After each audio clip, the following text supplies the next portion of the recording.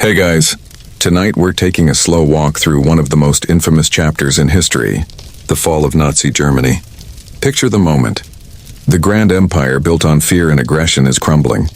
Berlin, the city that once glittered with grandiose plans and Nazi ideals, now lies in ruins. The Allies are closing in from all sides.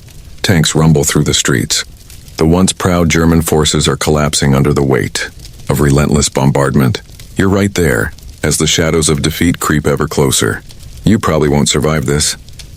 So before you get comfortable, take a moment to like the video and subscribe, but only if you genuinely enjoy what I do here. And hey, while you're at it, drop your location and local time in the comments below. I'd love to know where you're tuning in from tonight. Now dim the lights, maybe turn on a fan for that soft background hum, and let's ease into tonight's journey together. As the war draws to a close, it's clear. Hitler's dream of a 1,000-year Reich is nothing more than a crumbling nightmare. But even with the end in sight, the Nazi leadership clings to hope, desperately grasping at anything that might reverse the inevitable. You can almost hear the collective gasp of a country in disbelief. The world around them is shifting.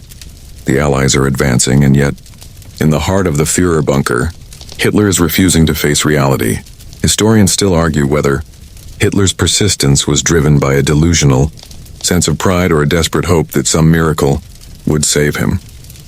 What is undeniable, though, is his unyielding resolve, even as the walls literally close in on him. Imagine the moment. The weight of the Reich, its propaganda machine, its infamous military force all reduced to rubble. There's a certain grim satisfaction in watching the crumbling of something so large, but at the same time, a profound sense of tragedy as the world plunges into chaos. Germany's fate is sealed, but it's hard not to wonder if, for a brief moment, there was a flicker of hope among its leaders. Perhaps they thought they could turn it around. You probably wouldn't have been able to stay hopeful if you were there, but that didn't stop them from trying. The desperate defiance of the Nazi leadership is one of the defining characteristics of this final chapter.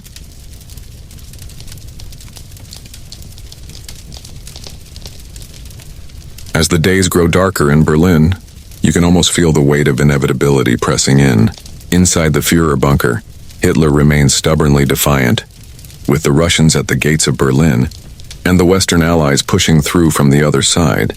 The idea of a victory is as absurd as it is tragic, but there's something almost heroic in the way he holds his ground. You wonder if this is pure delusion or a dangerous, warped sense of honor. Historians still argue whether Hitler's refusal to surrender was driven by genuine belief that the war could still be turned around, or whether it was his own ego, an unwillingness to accept the fact that the empire he built was crumbling. For Hitler, surrender was not just about losing a war. It was about losing everything he had ever built, everything he had ever believed in. Picture it now. It's April 1945, and the world outside the bunker is falling apart. The Allies are advancing from every direction. The ground beneath German feet is giving way, and yet Hitler stands at his desk, hands clenched around his final plans that would never come to fruition. With Berlin on the brink of collapse, he's still talking about victory, still convinced that the tide of war can be turned. The more you think about it, the more absurd it becomes. Yet it's not just Hitler who's caught in this bizarre defiance. The Nazi leadership, as hopeless as they are, follows his lead. There's something unsettling about this persistence. It almost feels like watching a man drown, struggling to keep his head above water even though he knows, deep down, the end is inevitable. What drives a person to keep going, even when the forces of history and fate are against them? Historians still debate the extent to which Hitler's delusions shaped the fate of Germany. Did his refusal to surrender accelerate the destruction of the Reich, or was the outcome already sealed before his stubbornness took over? What's clear is that Hitler's determination to fight until the bitter end left a legacy of destruction and death. His refusal to admit defeat only made the final days of Nazi Germany all the more desperate, and it's not just Hitler. The very people who surrounded him in those final moments were stuck in this delusional dance. While the streets of Berlin burned and the enemy closed in, Nazi officials still clung to the hope that something, anything, would save them. One of the most poignant and bizarre aspects of the Führer bunker experience was the way these leaders clung to Hitler's promises, despite the overwhelming evidence that all was lost. Can you imagine the scene? These men, watching their world burn down around them, still swearing allegiance to a man who was all but lost in his own delusions. The mind reels at the contrast. There they were, trapped in the bunker, surrounded by chaos, yet pretending like it was all just another bad dream. The air must have been thick with hopelessness.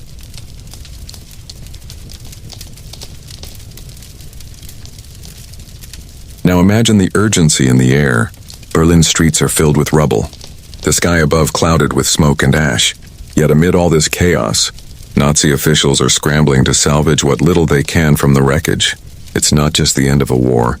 It's the end of an entire ideology, one built on hatred, oppression, and pure delusion.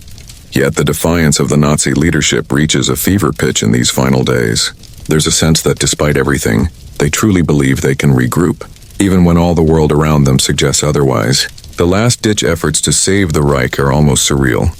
As Soviet forces encircle the city, German troops, who are severely outnumbered and outgunned, continue to resist. It's clear to everyone except the Nazi leadership that there's no longer any chance of victory. The end is near, but they refuse to accept it. There's something almost tragic about how desperate these men and women are to maintain even a shred of power.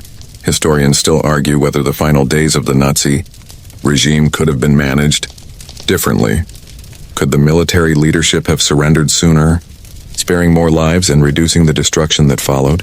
Or was the delusion of victory too entrenched to allow for a quicker end to the war? These questions linger in the historical debate, and there's still no easy answer. As the Nazis scramble to mount a last-ditch defense, the situation grows more absurd by the day. The once proud military machine, known for its efficiency and power, is now reduced to desperate counterattacks against an overwhelming force. What's left of the German army has little to no chance of halting the Allied advance. Yet the leaders of the Third Reich continue to issue orders, create strategies, and cling to a twisted hope that somehow victory is still possible. The people of Berlin are caught in the madness, with many of them unsure whether their leaders have lost touch with reality, or if they themselves are simply too defeated to care. One of the more peculiar moments in the final days of Nazi Germany is the fact that some officials, despite their inevitable defeat, still hoped to negotiate with the Allies. They made plans to open peace talks with the Western powers, hoping for some kind of leniency, while at the same time continuing to fight against the Soviets. It's a bitter, ironic twist of fate when all is lost. They still think they can carve out a piece of the world for themselves, but that's the delusion at play. The Nazis, in their desperation, fail to recognize the reality around them. There is no escape from their fate. The world has turned on them and there's no coming back. Yet the fight goes on. Even as the Allied forces close in from every direction, every inch of ground lost feels like a personal defeat, and yet the stubborn will to fight continues. You can almost hear the shouts in the streets, the frantic orders from Nazi commanders, the roar of bombers overhead, the distant sound of Soviet artillery pounding the city into submission. All around them the walls are falling. And yet, despite everything, the Nazi leadership holds out hope for a miracle that never comes. The stubbornness, the refusal to face the inevitable, makes this final chapter even more tragic. The people of Berlin, caught in the midst of it all, can only watch as the city burns around them.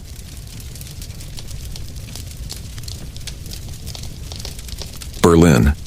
The name alone is enough to stir images of wartime devastation. In these final days, the city becomes the epicenter of a battle that will determine the fate of not just Germany, but the entire world. Soviet forces have encircled the city, and the battle to reclaim it is a brutal, unrelenting affair. As the Allies close in from the west and the Soviets advance from the east, Berlin's fate is sealed. But it's in this dire moment that the true desperation of the Nazi leadership is revealed. The Battle of Berlin is a last stand, not just for the city but for the ideals of the Reich. The city itself, once a symbol of power and propaganda, is reduced to rubble under the Soviet assault. Artillery shells pound the city, reducing entire blocks to dust, while Soviet soldiers fight street by street, inch by inch, pushing through the city's defenses. There is no chance for the Germans to hold out. The battle is both a military and psychological defeat, a final symbol of everything the Nazis have failed to achieve. Historians still debate whether Hitler's decision to make Berlin the last stand was a strategic error or a misguided attempt to hold on to his last bit of power. Could a strategic withdrawal have preserved some semblance of order? Or was Berlin always destined to fall? The destruction of the city, in many ways, mirrors the collapse of the Nazi Empire itself, an empire built on an illusion of invincibility that ultimately shattered into pieces. Inside the city, civilians and soldiers alike struggle to survive the onslaught.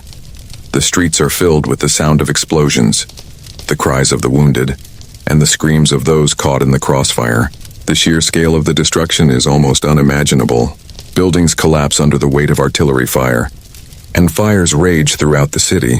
The once mighty capital of Nazi Germany, where rallies were held and speeches were made, is now a battleground, a place where death is a constant companion. As the battle rages on, it's clear that Berlin's fate is sealed. There's no turning back now. The Nazis continue to resist, but it's a futile effort. The city's defenders, those still loyal to the Führer, can do little more than delay the inevitable. But the more they resist, the more the destruction mounts. The death toll rises with each passing day. What was once a thriving metropolis is now a war zone. With no escape from the constant barrage, you can almost feel the despair in the air as the city falls. The buildings, once symbols of power, are now nothing more than rubble. The streets, once filled with life, are now eerily silent except for the sounds of war. People hide in shelters praying for survival, while soldiers fight to the death.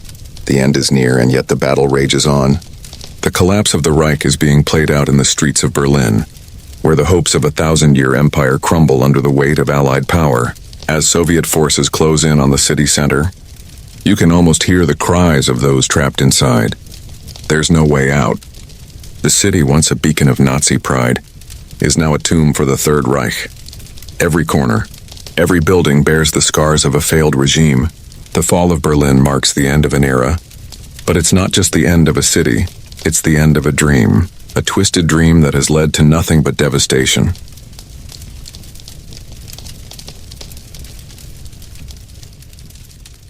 As the city of Berlin is being reduced to rubble, we find ourselves descending deep beneath the earth, into the heart of the Führer bunker. Hitler's final refuge, the place where he would spend his last days, is a dark, cold underground shelter. Above, the world is crumbling. But down here, in the depths of the bunker, time seems to stand still, perhaps because the end is too close for anyone to truly acknowledge. Picture the scene. Hitler, the man who once ruled with an iron fist, now pacing in a dimly lit room, his mind reeling as the inevitable closes in. The Führer bunker was supposed to be a place of power, but now it's little more than a tomb. The air is heavy with tension. His loyal followers, those who remain, scurry around him, trying to carry out orders that are increasingly meaningless in the face of the overwhelming Allied forces. Historians still argue whether Hitler's psychological state was already fractured before he entered the bunker, or if the events of those final days pushed him into an irreversible state of madness. There's a sense that despite everything, he still clung to the illusion that somehow, through sheer force of will, he could turn the tide of the war. But deep down, even he must have known the truth.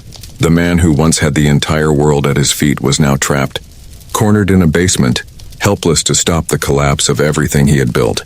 Inside the bunker, it's a strange mixture of tension and resignation. Some of the people with Hitler in those last moments genuinely believed they could still make a difference. They were just as trapped in the delusion as he was. Eva Braun, his longtime companion, was by his side. She had stayed with him throughout the war, even as the world around them fell apart. It's hard to imagine what went through her mind in those final days. How she too must have known that there was no escape from the inevitable.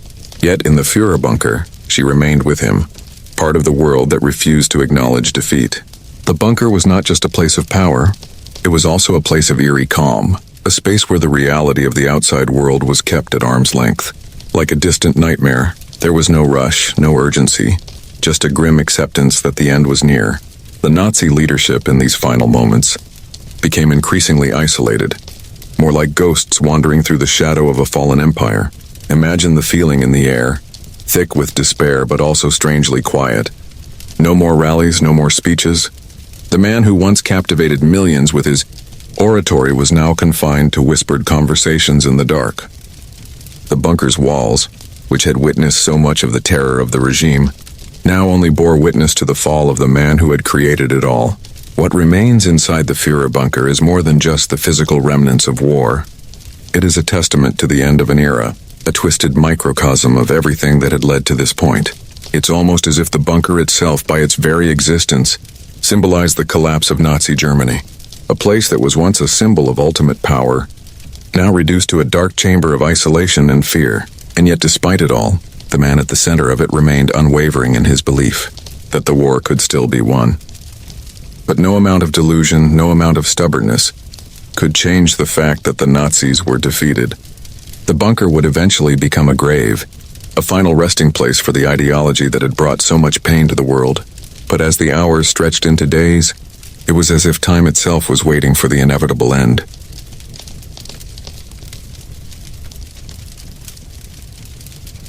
As the siege of Berlin intensifies, the fate of the Wehrmacht, the once mighty German army, is sealed. The Wehrmacht, which had once swept across Europe with ruthless efficiency, now finds itself a broken shadow of its former self. The collapse is swift and absolute.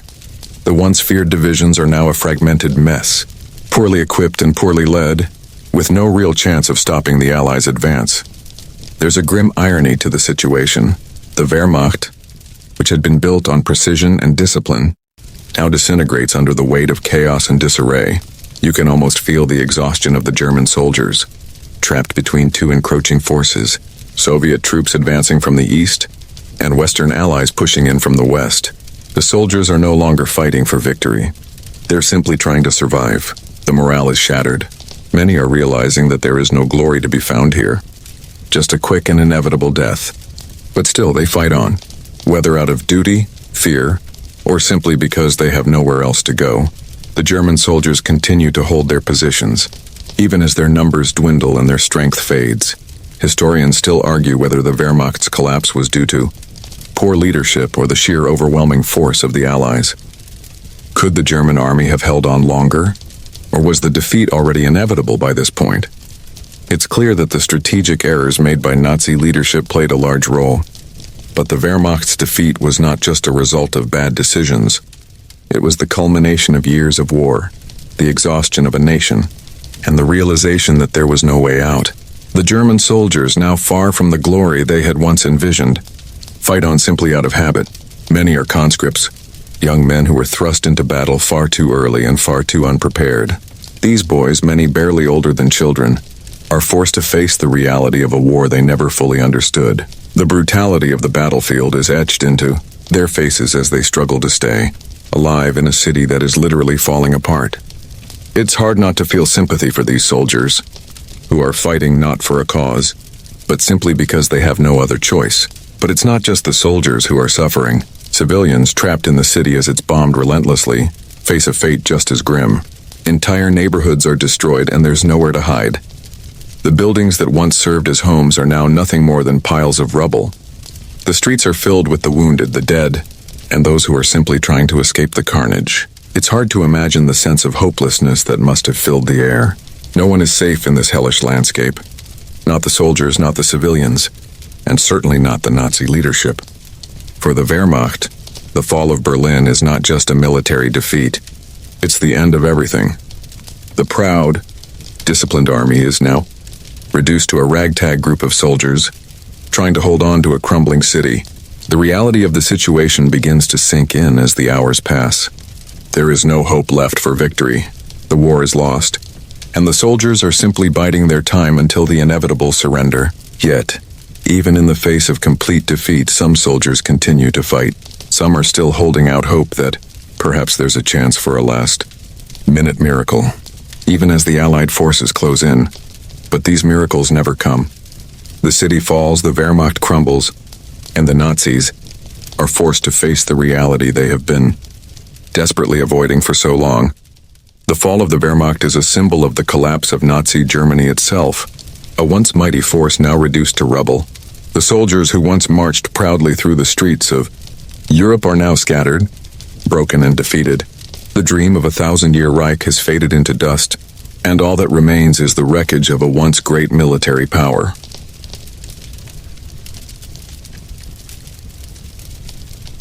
As the days stretch on, and the fall of Berlin becomes inevitable, it's not just Nazi Germany that is crumbling. The once powerful alliances that Hitler had forged in his early Days are also collapsing in the wake of defeat. Fascist Italy, Hungary, Romania, and other Axis partners, once enthusiastic participants in Hitler's vision of European domination, are now feeling the pressure as the Allies close in from every direction. Their once proud alliances with Nazi Germany have been tested, stretched, and finally snapped under the pressure of the Allied onslaught. You might picture it like a game of Jenga, each piece being pulled away until the entire structure collapses, leaving nothing but ruin in its wake. Italy had already surrendered in 1943, but it wasn't until the final days of the war that the true fate of the other Axis nations would be sealed. Romania, Bulgaria, and Hungary, all Nazi allies until the very end, faced their own reckoning as Soviet forces and the Western Allies advance. Historians still argue whether these nations ever truly believed in the Nazi cause or whether they were simply opportunistic. Some scholars maintain that these countries entered the war reluctantly, coerced by Nazi promises of territorial gains, while others argue they were true believers in the fascist ideals.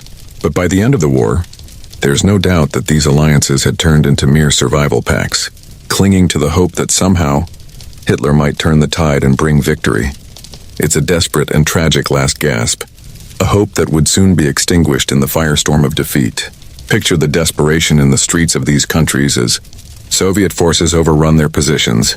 In Hungary, for example, German forces fight alongside the Hungarian army to repel the Soviet advance, but it's all in vain.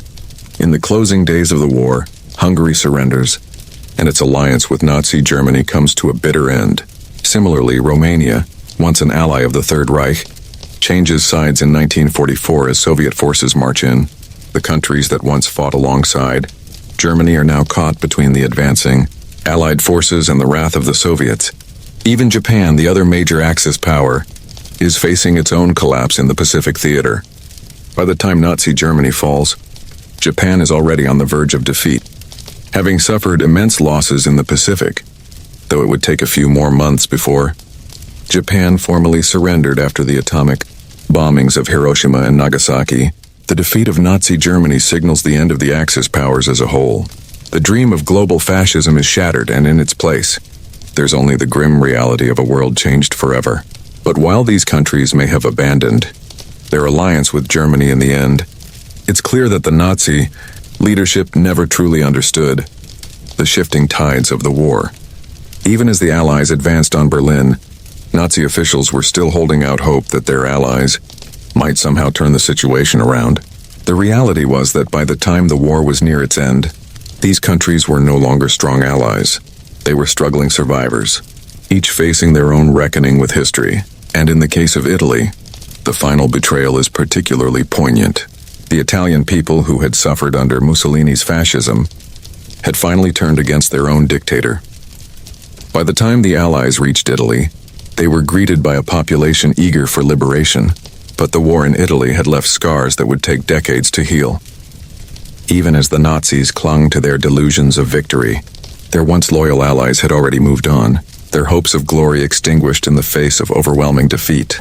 In the final days of the Third Reich, the collapse of these alliances serves as a stark reminder that, even in the darkest moments, self-preservation always wins out.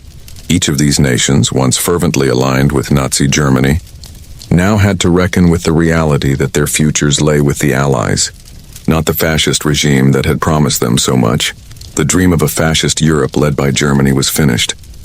The Axis powers were no longer united. They were broken, scattered, and defeated, left to face the consequences of their involvement in a war that had consumed so much of the world.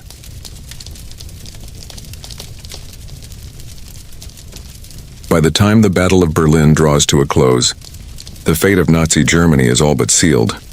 But there's still the matter of the Western Allies.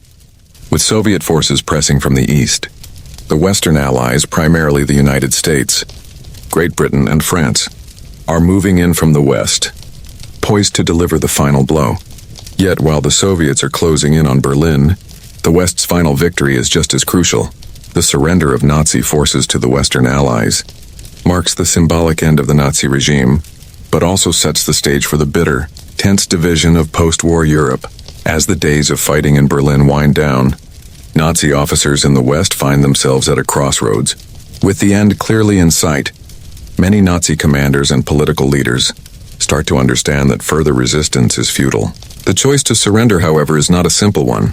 Despite the overwhelming military might of the Allies, many still hold on to the belief that any surrender would be dishonorable, a final betrayal of the cause they had fought for. Historians still debate the psychology behind the surrender in the West.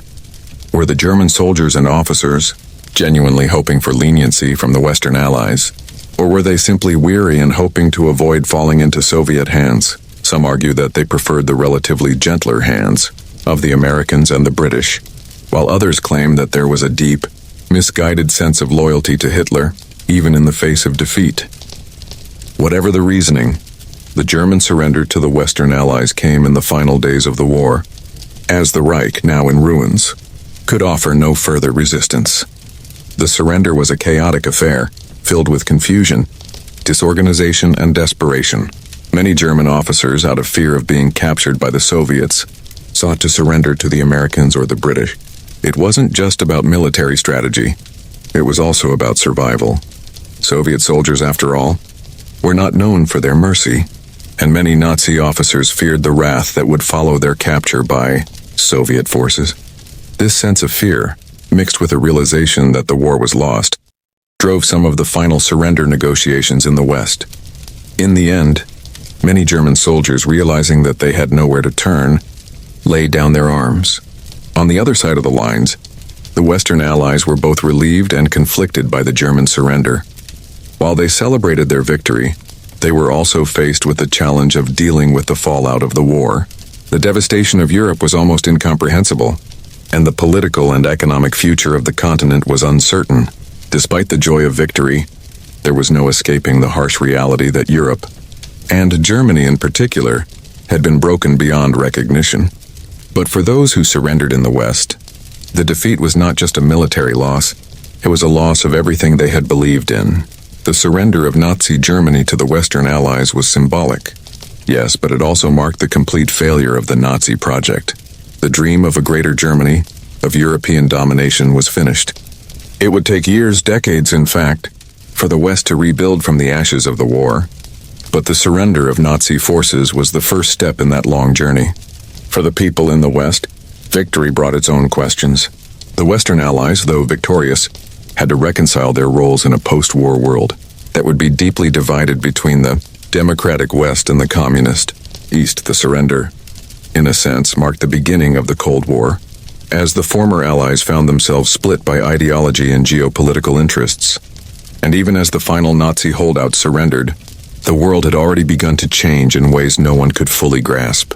The post-war world would be shaped not only by the victory of the Allies, but by the aftermath, the rebuilding of nations, the division of Germany, and the ideological battle that would last for decades. In surrendering to the West, the Nazis had signed away more than their empire. They had set the stage for the next phase of global history.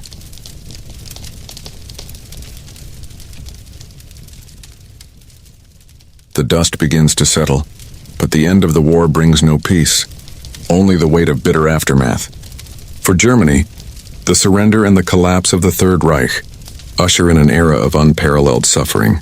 Cities lie in ruins, the civilian population is fractured, and millions of people, both Germans and those who lived under Nazi oppression, are left to pick up the pieces of a broken world. The scale of destruction is staggering. Entire neighborhoods, once bustling with life, are now nothing more than piles of rubble. Buildings reduced to shells, and the streets are eerily silent, except for the occasional footsteps of those brave enough to search for survival in the wreckage. Historians still debate the psychological impact of the defeat on the German people. Some argue that many Germans, having been swept up in Nazi propaganda for so long, found it difficult to reconcile the horror they had witnessed with their own sense of national identity. Could they ever reclaim their sense of pride and dignity after all they had lost? Others maintain that a sense of collective guilt swept through the nation, a burden that would take years, if not generations, to come to terms with. The question of whether the German populace could have done more to resist the Nazi regime loomed large in the years following the war. Meanwhile, for the victims of Nazi atrocities, the war's end is no liberation, but the beginning of a long and painful recovery. The Holocaust survivors, having lived through unimaginable horrors, now face the grim task of rebuilding their lives from the wreckage left behind. For them, the war may have ended, but the scars left by it, physical, emotional, and psychological, will take much longer to heal. Survivors of the concentration camps return to a world that is forever changed, but one that still doesn't fully grasp the depths of the suffering they endured. The true enormity of the Holocaust will unfold slowly in the years that follow, as survivors tell their stories, and as the world comes to terms with the scale of the genocide. But for Germany, the suffering doesn't stop with the civilians. The nation's political, economic, and military systems have been shattered beyond repair. The Nazi regime is dead, but the scars it left behind are deep. The country is left to rebuild from the bottom up, under the watchful eyes of the occupying Allied forces. The next phase for Germany is an incredibly difficult one, an era of occupation, denazification, and struggle for a new identity. How do you rebuild a nation after it has collapsed so completely? How do you reconcile a people who were complicit in the rise of fascism with the need to rejoin the world? Community? The answer, of course, is complicated. While the Allies move to restore order, the effects of war are still being felt in the daily lives of Germans. Some who had supported the Nazi regime are now faced with the reality of their actions. Others are simply trying to survive. For the survivors of the Reich, the war isn't over, it's only just begun. In this bitter aftermath, the landscape of Europe and the world is forever altered. But while the wounds of the past are still raw, something is stirring beneath the surface. The world will not remain in a state of constant destruction. Gradually, the process of rebuilding begins, though it is often painful and slow. Germany, under the watchful eyes of the Allies, will start to rebuild its economy, its political institutions, and its national identity. But it will never return to the Germany of the past. The Third Reich is gone, and all that remains is the difficult work of reconciliation. In the immediate aftermath, many Germans were forced to confront the question of how to move forward in the wake of their nation's darkest chapter. The Allies, while focused on ensuring that Nazism would never rise again, also had to think about how to prevent the rise of new totalitarian ideologies. This was the beginning of the Cold War, a new chapter in history where the world would be divided between East and West, democracy and communism, as the Soviets pressed in from the East, and the Western Allies from the West. The fate of Germany hung in the balance. The city of Berlin would be divided, and the scar of the division would run deep for decades. The bitterness of the aftermath doesn't just stem from the physical destruction.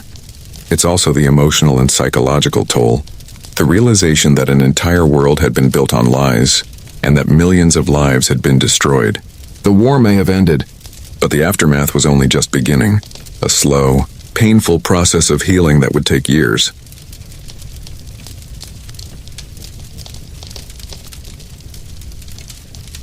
Even as the bombs fell and the rubble of Nazi Germany piled high, one final element of the regime continued to function in its final days: the Nazi propaganda machine. In those last weeks, as the Allies advanced and Berlin's destruction became imminent, the propaganda efforts didn't cease. Instead, they turned into an almost surreal, last-ditch attempt to maintain morale. Even in the face of certain defeat. You can picture it now: radio broadcasts, posters, and speeches flooding the airwaves with the same rhetoric, the same hollow promises that had supported Hitler's rise to power. The dream of a victorious Germany still echoed from the walls of the bunker, even as the regime fell apart around it. Historians still argue whether the propaganda machine was simply a tool of manipulation, or whether it served as a means for the Nazi leadership to keep some semblance of control as the situation grew increasingly dire. Was it a way to maintain discipline within the military, or did it feed the delusions of a dying regime? What is clear, however, is that Nazi propaganda played an integral role in shaping the last desperate days of the war. Even as the physical walls of the empire crumbled, the psychological walls remained stubbornly intact.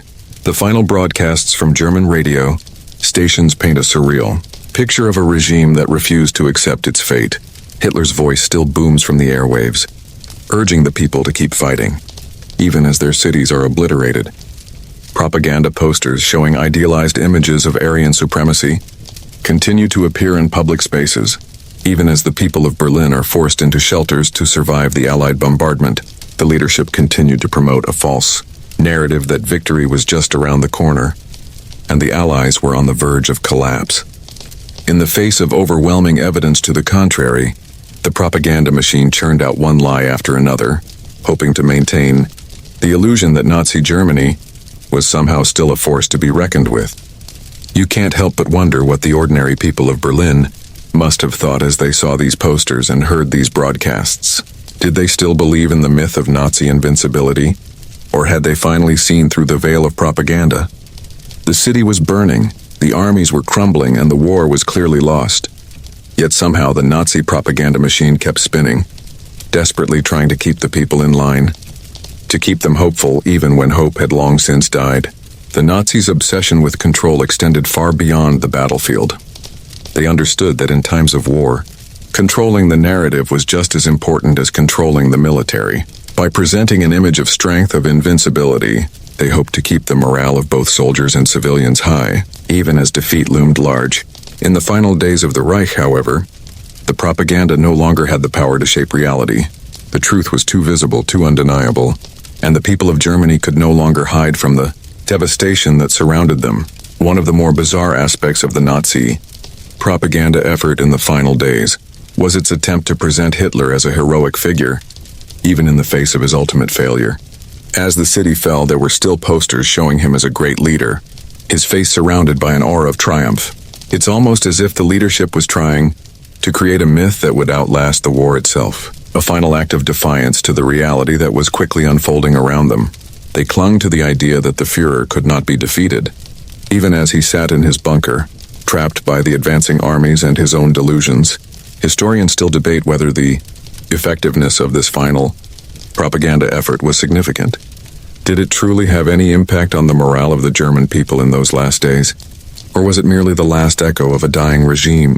The fact that people were willing to continue believing in the message of Nazi propaganda, even as their cities crumbled, speaks volumes about the power of mass persuasion and the depths to which the regime had ingrained its ideology into the fabric of everyday life. But when the dust settled, and the world began to assess the wreckage of Nazi Germany, the propaganda machine was one of the first things to fall apart. The story of the Nazi regime would no longer be told by its creators, but by the survivors, the scholars, and the world that had watched its downfall. What was left was not the myth of the invincible Reich, but the reality of its collapse.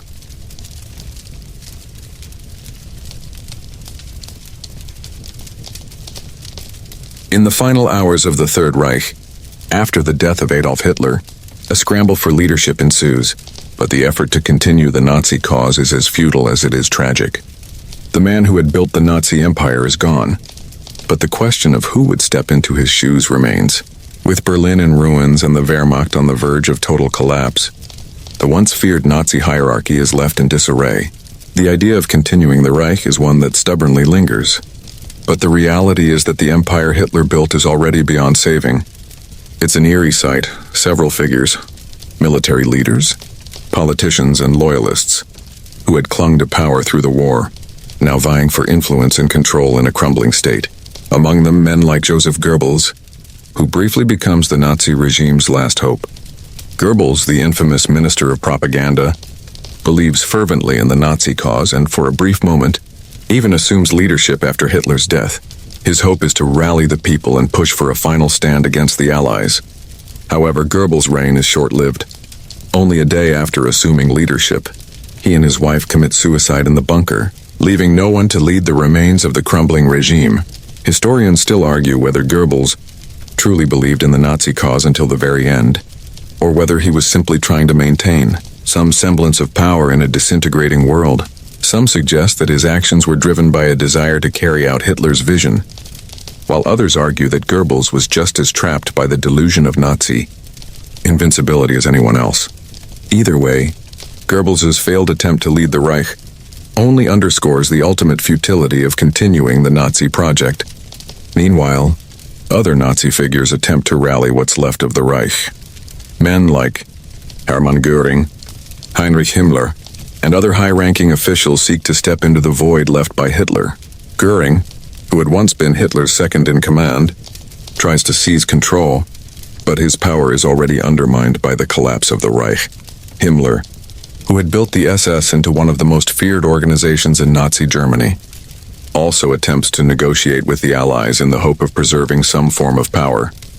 But neither of these men nor anyone else can save the crumbling regime. The Allies, both Soviet and Western, are closing in, and no amount of desperate maneuvering can stop the inevitable collapse. What's most striking is how these men, once the towering figures of the Nazi leadership, are now reduced to mere footnotes in the final days of the regime. Their attempts to seize power, to continue the cause that Hitler had ignited, fail spectacularly. Hitler's successors, instead of leading a renewed Reich, find themselves captured, imprisoned, or dead in the aftermath of a war they could not win. There's a tragic irony here. The very men who had helped Hitler build his empire, the ones who had enthusiastically supported the war, perpetuated its horrors and fueled the ideology of Nazism, are now powerless to stop the inevitable defeat. It's as if, in the final moments, all their efforts to maintain control have become meaningless. The ideals of the Reich are lost. And even the men who once championed those ideals are reduced to figures in a collapsing, defeated regime. Historians still debate the significance of the Nazi leadership's attempts to hold on in the last days of the Reich. Was there any real hope that these men could have salvaged anything? Or were they simply clinging to a mirage, desperately trying to believe in a cause that had already been lost? What is clear is that the fall of the Nazi regime was not just the collapse of a political system, it was the final unraveling of an entire ideology. The men who had once been its leaders are no longer the giants they once seemed to be. Instead, they are shadows of the past, struggling to hold on to a legacy that was already slipping away. In the end, the successors' efforts are futile. The fate of Nazi Germany is sealed, and its remaining leaders are either captured, executed, or disappear into obscurity. The nightmare that Hitler had created has ended, and there's no one left to carry on his twisted vision. The Third Reich is finished, and its death is marked by the complete absence of any true successor.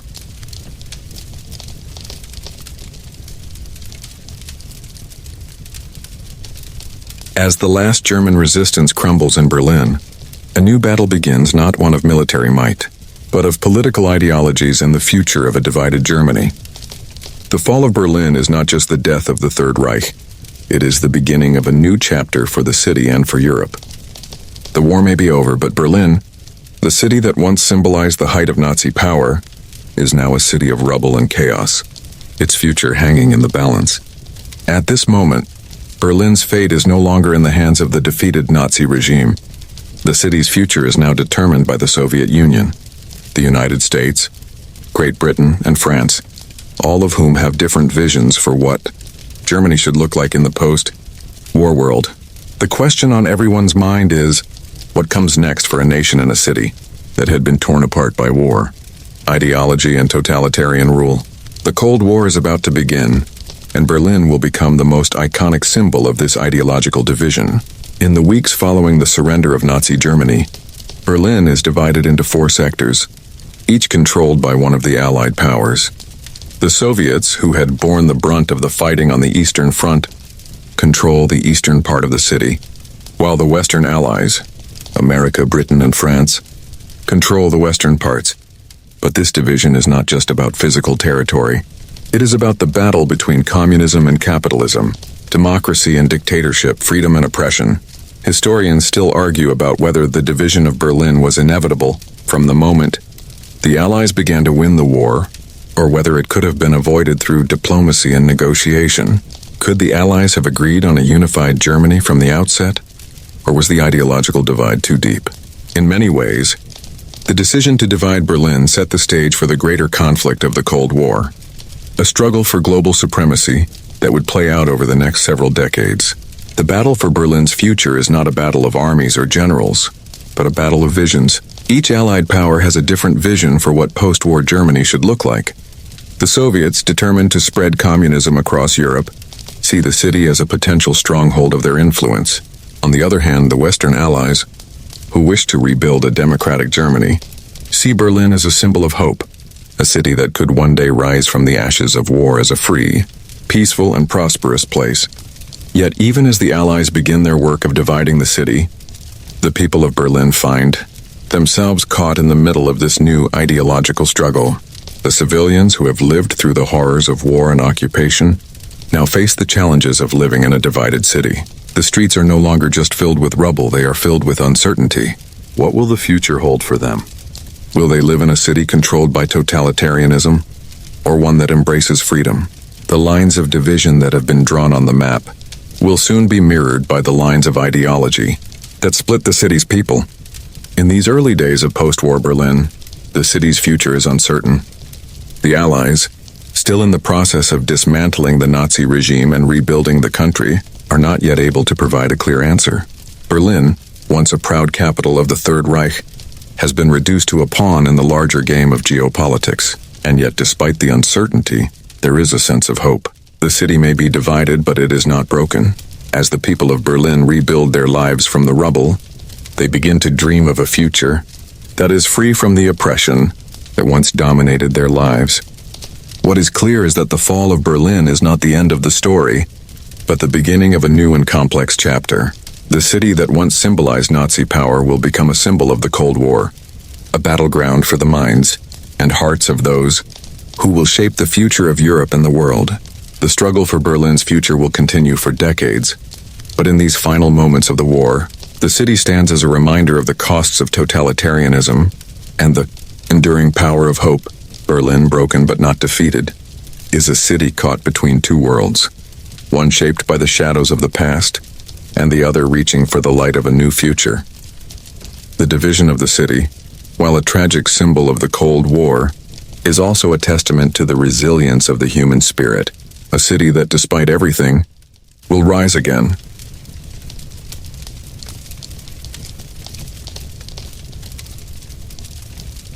In the final days of the Nazi regime, as Berlin burns and the city crumbles, one of the lesser discussed aspects of the Third Reich is its scientific and technological legacy. Although it's easy to focus on the horrors of the Holocaust and the military devastation wrought by the Nazis, it's equally fascinating and deeply unsettling to consider the scientific advancements that were made under the regime. Nazi Germany, despite its collapse, leaves behind a legacy in technology and science that shaped both the post-war world and the Cold War. In fact, the Allies would ultimately benefit from these advancements. Although they came at a horrendous cost, the Nazi regime, under the leadership of men like Heinrich Himmler and Albert Speer, invested heavily in developing new technologies for warfare. The most famous examples of this are the V-2 rockets, which were the world's first long-range guided ballistic missiles. These rockets, designed by Wernher von Braun and his team, were used by the Germans to bomb London and other Allied cities. Even though the war was nearly lost, the Nazis continued to pour resources into these projects, hoping that their technological superiority would provide some kind of miracle. Historians still debate how much the Nazis' technological advancements affected the outcome of the war. Some argue that, had they developed these weapons earlier or in greater numbers, they might have been able to prolong the conflict. Others believe that the Allies were always going to win, and that the Nazis' scientific innovations were too little, too late. One thing is certain: these innovations would have long-lasting effects.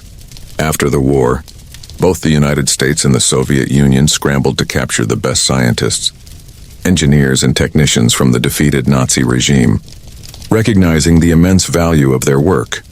In the case of Wernher von Braun, this would mean a new chapter altogether. After being brought to the United States as part of Operation Paperclip, von Braun's expertise in rocketry would contribute directly to the development of the American space program.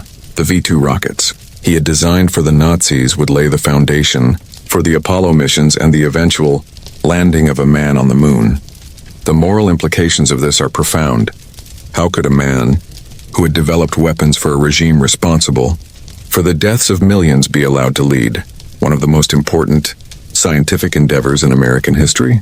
But the Nazis weren't just focused on rockets. They were also working on early versions of jet aircraft, the most famous being the Messerschmitt Me 262, the world's first operational jet fighter. This aircraft, which flew at speeds and altitudes far beyond anything the Allies had at the time, was a significant technological leap forward. Yet again, it came too late to change the outcome of the war. The Me 262, while revolutionary, was rushed into production and never produced in sufficient numbers to make a real difference in the air war. Still, its design influenced future generations of jet aircraft, and it remains a testament to the advanced technological capabilities of the Nazi regime, despite its ultimate failure. There were also significant developments in medical and biological sciences under Nazi rule, though these are obviously tied to the regime's horrific racial policies. The infamous experiments conducted in concentration camps, led by doctors like Josef Mengele, left behind a dark and twisted legacy. Some of these experiments were intended to create racially pure humans, while others were meant to test the limits of human endurance. Although much of the scientific community rejected these practices after the war, the research and techniques developed by Nazi scientists still left their mark on certain fields. Historians continue to grapple with the ethical questions surrounding Nazi science and technology. How much of this knowledge is tainted by the means through which it was obtained? Should the innovations developed under the Nazis be celebrated for their technical merit, or should they always be overshadowed by the regime's monstrous ideology? The answer is, of course, complex. While the contributions of Nazi scientists and engineers undeniably advanced technology, the context in which they worked, often exploiting human suffering and violating basic human rights, casts a long shadow over their achievements. The legacy of Nazi technology doesn't end with the fall of the Reich. As the Allies and the Soviets scrambled to claim the spoils of war, they recognized the value of the research and intellectual capital that the Nazis had developed. The U.S. brought in scientists like von Braun, while the Soviets gained access to many other German technological advancements. This competition for knowledge would help drive the Cold War, as both sides sought to outdo the other in the fields of science and military technology. In the end, Nazi science and technology were both a triumph of human ingenuity and a tragic reminder of the depths to which that ingenuity can be abused. The rockets that sent humans to the moon were once used to send bombs into civilian neighborhoods. The planes that helped propel the space age were the same planes that wreaked havoc on the skies during World War II. It's a legacy that's hard to reconcile, one of innovation but also one of terror and destruction.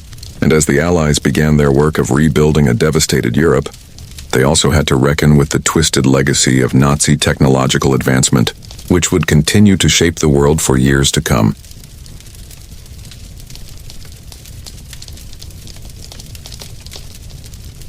As the world begins to recover from the chaos of World War II, one question persists: what remains of the Nazi regime?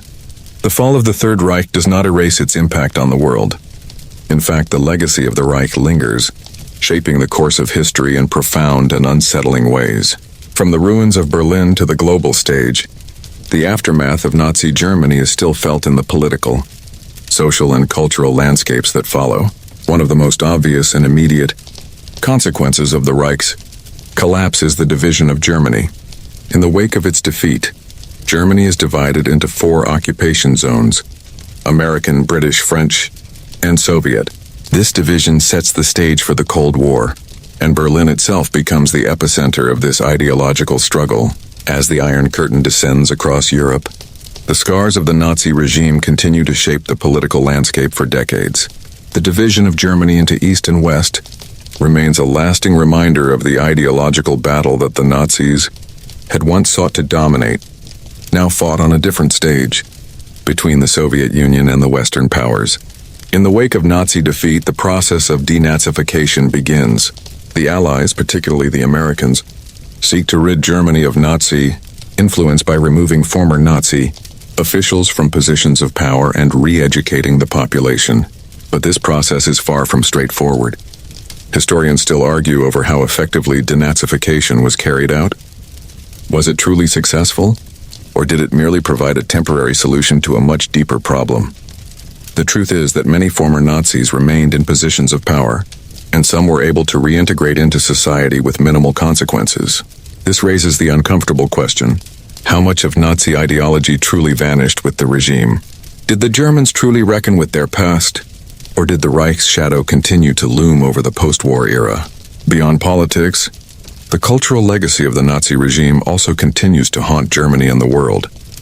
The propaganda that had once filled the airwaves, glorifying Aryan supremacy, still holds a toxic power. While Nazi ideals were ostensibly defeated, the cultural influence of Nazism, particularly in the form of anti-Semitism, remained deeply embedded in many societies. The atrocities of the Holocaust, though widely acknowledged in the years after the war, continue to be the subject of denial, distortion, and revisionism. Even today, Holocaust denial movements persist in certain corners of the world, attempting to rewrite history and obscure the genocide that took place. The legacy of Nazi ideology doesn't stop at propaganda, though. The Nazi obsession with race and genetics still casts a long shadow in the realm of scientific and social thought. In the post-war years, there were efforts to distance modern scientific disciplines from the discredited theories of Nazi racialism.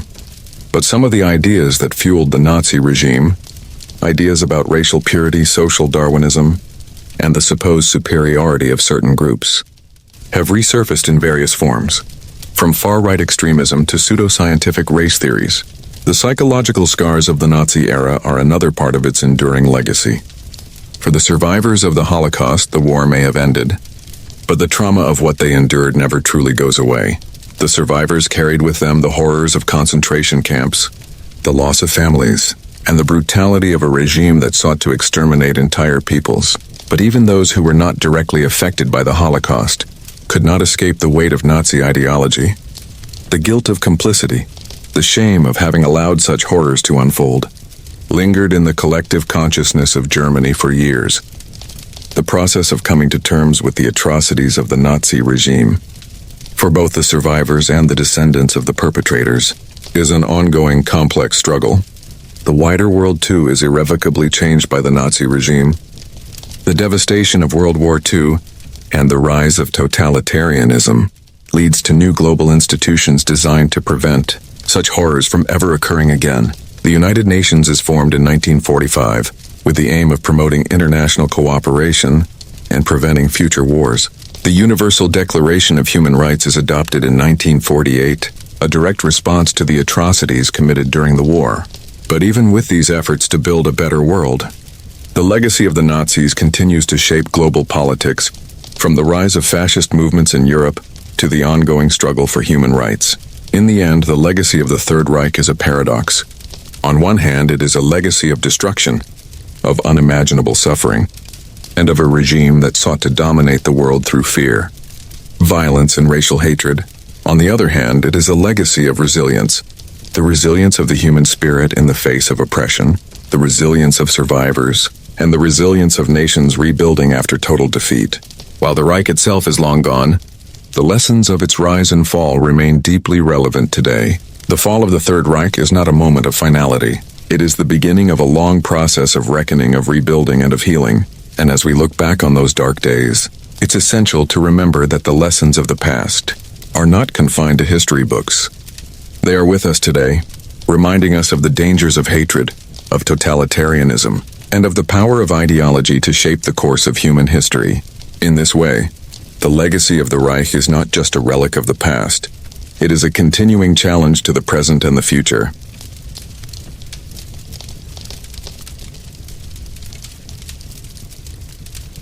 The fall of Nazi Germany marks a pivotal moment in world history. The smoke has cleared, the dust has settled, and the war that consumed Europe is finally over. But what remains is a world irrevocably altered by the forces that shaped it. The destruction of the Third Reich does not erase its impact. Rather, it serves as a starting point for a new, complex era, one shaped by the lessons of totalitarianism, the scars of war, and the beginnings of a new global order. In Europe, the map has been redrawn. The division of Germany into East and West is one of the most lasting outcomes of the war. The Soviets, having borne the brunt of the fighting on the Eastern Front, moved quickly to establish a communist regime in the East, while the Western Allies seek to rebuild a democratic, capitalist society in the West. Berlin, once the heart of Nazi power, is now a city split in two, a microcosm of the broader, ideological divide that will define the Cold War. The world is now divided into two spheres of influence, one controlled by the Soviet Union, the other by the United States and its Western allies. Historians still debate the causes of the Cold War, but it's clear that the end of the Nazi regime played a crucial role. The collapse of Nazi Germany while a victory for the Allies also signaled the beginning of a new conflict. One fought not with tanks and bombs, but with ideology, diplomacy, and espionage. The world, it seems, could not move on from the war without confronting the shadow of fascism. In fact, the war had unleashed forces that would continue to shape global politics for decades. The Cold War, with its tensions, arms races, and proxy wars, was a direct consequence of the power vacuum left by the defeat of the Nazis. For Germany, the end of the war and the fall of the Third Reich were just the beginning of an even more difficult journey. The country would be forced to reckon with its past, to confront the horrific consequences of the war and the crimes of the Nazi regime. The process of denazification, removing Nazi influence from all levels of society, was slow and contentious. The country was left in ruins, both physically and morally, and the task of rebuilding was immense. Yet, despite the darkness of the immediate post-war years, Germany would eventually rise from the ashes. The experience of post-war Germany would become one of remarkable transformation. Through the efforts of the Allies, Germany would slowly reintegrate into the international community, and the Federal Republic of Germany would eventually be established in the West, while East Germany would remain under Soviet control. As the years passed, Germany became a model of recovery, both economically, through the Wirtschaftswunder or economic miracle, and politically, through the establishment of democratic institutions. The pain of the past would never fully disappear, but Germany would prove that it could evolve from the ashes of the Third Reich into a new, more hopeful future. Meanwhile, the global impact of the war's end cannot be overstated. World War II had changed not just Europe, but the entire world. The fall of the Third Reich did not end the struggle for justice, and the survivors of the war, particularly the Jewish people, would continue to fight for recognition, reparation, and remembrance. The Holocaust, a genocide that claimed the lives of 6 million Jews, would not be forgotten. The atrocities committed under the Nazis would be etched into the collective memory of humanity, reminding future generations of the dangers of unchecked hatred and totalitarianism, the creation of the United Nations. In 1945 was one direct response to the devastation of the war. Its aim was to promote international cooperation, human rights, and peace, ideals that had been trampled under the boot of the Nazi regime. The atrocities of the war led to the establishment of the Universal Declaration of Human Rights, a document designed to ensure that such horrors would never be repeated. However, despite these noble efforts, the legacy of the war and the rise of new ideologies meant that the world would continue to face conflict, this time between the ideological giants of the Cold War. As time passed, the post-war generation would have to grapple with the long shadow of the Third Reich. The children and grandchildren of both survivors and perpetrators would struggle with the legacy of guilt, trauma, and memory. How do you move forward when the past is so heavy? How do you rebuild when the very foundations of your society have been poisoned by hate and violence? In a sense, the fall of Nazi Germany didn't just change Europe or the world. It changed how the world thought about morality, human rights, and international relations. The horrors of the Holocaust, the devastation wrought by totalitarianism, and the lessons of World War II shaped the international order that emerged after the war. Nations would no longer look at power in the same way. The idea that any one country could dominate the globe through fear and violence was forever shattered. Yet, even in the aftermath of defeat, a peculiar thing happens. A spirit of resilience emerges. The world begins to rebuild, not just in terms of infrastructure, but in terms of ideas. People begin to reimagine a world where human dignity and freedom are respected. The fall of the Third Reich, tragic as it was, becomes the catalyst for a new era, one that is defined not by the ideologies that sought to divide and conquer, but by a collective desire to create a more peaceful and just world. The world has changed irrevocably in the wake of the Third Reich, and while we may never fully escape the shadows cast by the atrocities of the past, we can learn from them, ensuring that the mistakes of the past are not repeated. The fall of Nazi Germany marks not the end of history, but the beginning of a new, challenging journey, a journey that continues to shape our world today. As the echoes of war fade into the distance, we begin to let go of the tension that has gripped us through the rise and fall of one of history's darkest regimes. The world has changed, and so have the people who lived through it. The fall of Nazi Germany is not just an end. It is a beginning, a painful, slow rebuild. But in the quiet moments when the dust settles and we allow ourselves to reflect, there's a sense that something fragile and important has emerged from the wreckage. The people of Berlin, those who survived the bombings, the soldiers who laid down their arms, and even those who once fought for a cause now lost to the winds of time, all must find a way forward.